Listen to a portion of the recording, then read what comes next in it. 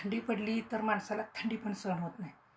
भरपूर ऊन लागायला लागलं तर ऊन पण सहन होत नाही. भरपूर पाऊस लागायला लागला तर सर्दी होते, भिजलं की त्रास होतो. असा सगळ्या तिन्ही ऋतूत पुरून उरावं लागतं माणसाला आणि स्वतःला सांभाळावं लागतं.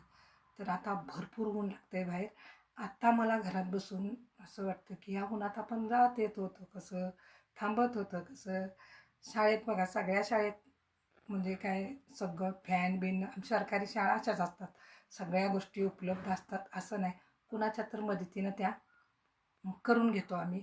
म्हणजे सुविधा वगैरे कधी कधी शासन पण मदत करतं, पण ती अपुरी असतं. तर अशा वेळी तर चला, आता हा सगळा माझा मामला तुम्हाला सांगता सांगता मला काही गोष्टींची आठवण आली आणि त्या आठवणी तुम्हाला मी आता या व्हिडिओमध्ये दाखवणार आहे. त्या तुम्हाला नक्की अडवतील, आवडतील, अडवतील. स्क्रिप्ट वगैरे मी कधी लिहित नाही हो, डायरेक्ट बोलायला सुरुवात. आता ते कसं, आमचा पेशा शिक्षकी होता, त्यामुळं डी.एडला असतानाच ह्या गोष्टी शिकवलेल्या असतात. तर चला, पुढचा आपण व्हिडिओ म्हणजे बघूया काय मला दाखवायचं आहे ते नक्की. नमस्कार, माझ्या अंतरंगामध्ये मी प्रमिला आपणा सर्वांचं मनपूर्वक स्वागत करते. ऊन खूप लागायला लागले आणि आता आपण सगळेजण यूट्यूबवर जे जे लोक काम करतात ते, मला असं वाटतं म्हणजे प्रामाणिक माझं मत, की यूट्यूबवर जी लोक काम करतात ती बऱ्यापैकी सिम्पल आहेत. म्हणजे फार असं नट्टा फट्टा किंवा खूप, म्हणजे जे मध्यमवर्गीय आहेत ते जास्त इथं काम करतात. आता जे पॉडकास्ट घेतात ते पण लोक मला काय अशी हायफाय वगैरे वाटले नाहीत, ते थोडे मध्यमवर्गीयच वाटले. पण इंस्टावर पण मध्यमवर्गीय आहेत, त्याच्या खालच्या वर्गातले पण आहेत. आणि पण फेसबुकला खूप हायफाय. फेसबुकवरती खूप ॲक्टिव्ह राहण्याचं काय आपलं डेअरिंग होत नाही. पण काही जण मला असे सजेस्ट करतात की तुम्ही यूट्यूबवर काम करता, थोडा मेकअप करा, म्हणजे खूप सिम्पल वगैरे तुम्ही व्हिडिओ टाकता, खूप सिम्पल राहता. आता मी एकदाच उत्तर देते, सारखं सारखं देणार नाही. त्याचं कारण असं आहे की माझा पूर्वीचा जो पेशा होता, त्या पेशात एक हे असायचं, म्हणजे ज्याला आपण आता जसं निवडणूक लागली की आचारसंहिता असते, तशी आमच्यासाठी आचारसंहिता असते शिकत असतानाच.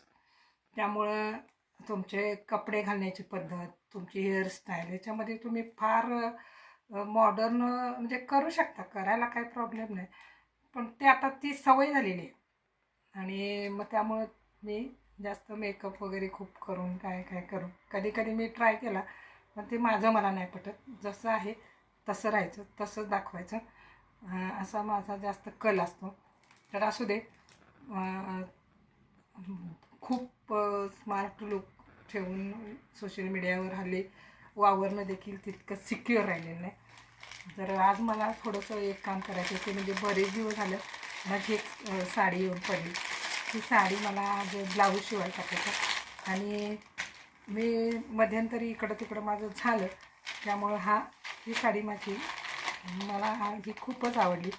तर ही साडी मला ब्लाऊज वगैरे शिवायचं आणि ह्याची किंमत खूप कमी आहे. मी ह्याची जाहिरात पण केली अगोदर, पण आज मला ब्लाऊज शिवायला टाकायचं आहे. आणि ही साडी माझा हा आवडता कलर आहे, आंबा कलर, हा शिवायला टाकणार आहे. आणि दुपारी आता कसं घरी असल्यामुळं दुपारच्या नंतर कामं वगैरे आवरून थोडासा आराम करून जायचं. तर थोड्या वेळाने मी जाणारच आहे. पूर्वी म्हटलं कसं साडी बघूया आपण खोलून कशी दिसते आपल्याला. आणि ह्याच्यातले दोघी तिघींनी पीस घेतलेत, म्हणजे माझ्याकडून काही जणींनी घेतले, काही जणींनी स्वतः लिंकवरून देखील मागवले. पदर पण छान आहे, मऊ साड्या असतील ना तर वेअर करायला भारी वाटतं. पदर पण छान आहे. आपण काय डोक्यावर पदर घेत नाही, पिनच करतो. तर ही अशी. आणि विशेष म्हणजे इथं जर जास्त चावणारी साडी असेल, खूप जर वगैरे, तर ते खूप टोचल्यासारखं होतं. पण इथं तसं नाही, छान आहे, मऊ आहे, मऊ आहे या बाजूला हे पण. तर ते आज हे करायचं, बघूया.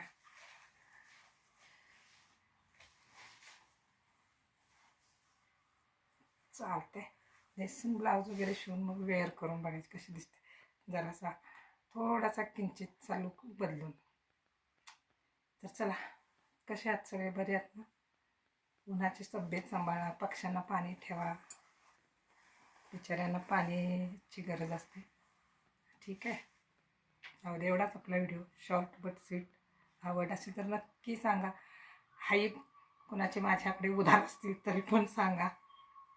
कधी कधी मग एखाद्या आपल्या जवळच्या ह्यांना मागं ठेवून नवीन लोकांना ते गिफ्ट देऊन टाकावं लागतं. तर असो, हा छानसा छोटासा आपला घरगुती व्हिडिओ कसा वाटला नक्की सांगा. धन्यवाद.